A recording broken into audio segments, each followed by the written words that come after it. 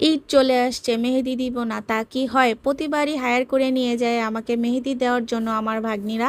তো বরাবরের মতো এবারও আপার বাসায় চলে গিয়েছি সবাইকে মেহেদি পরানোর জন্য। তো ওইখানে আমরা ইফতার করব বলে আপা আমাদের জন্য অনেক কিছু রান্না করেছে। এখানে ছিল মুরগির ফ্রাই, তারপর হচ্ছে এটা হচ্ছে খাসির কলিজি, আর এটা ছিল হাতে বানানো ময়দার সেমাই, আর এটা আমার মোস্ট ফেভারিট একটা পিঠা, ফুল পিঠা, যেটা কিনা আমার শ্বশুরবাড়ি এলাকায় অনেক অনেক বেশি বানানো হয় আর খেতেও অনেক বেশি টেস্টি। এটা সহজে কেউ বানাতে পারে না, খুব কষ্ট এটা বানাতে, কিন্তু আমার শ্বশুরবাড়ি এলাকায় প্রতি ঈদে এই পিঠাটা বানাতেই হবে আর আমরা সবাই খুব মজা করে খেয়ে আসি। অ্যান্ড এই হচ্ছে মেহেদি দেওয়ার ভিডিও। আমরা সারা রাত খুব এনজয় করে সবাই একসাথে মেহেদি দিয়েছি।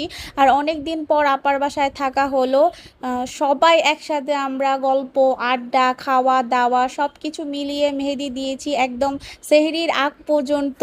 যেহেতু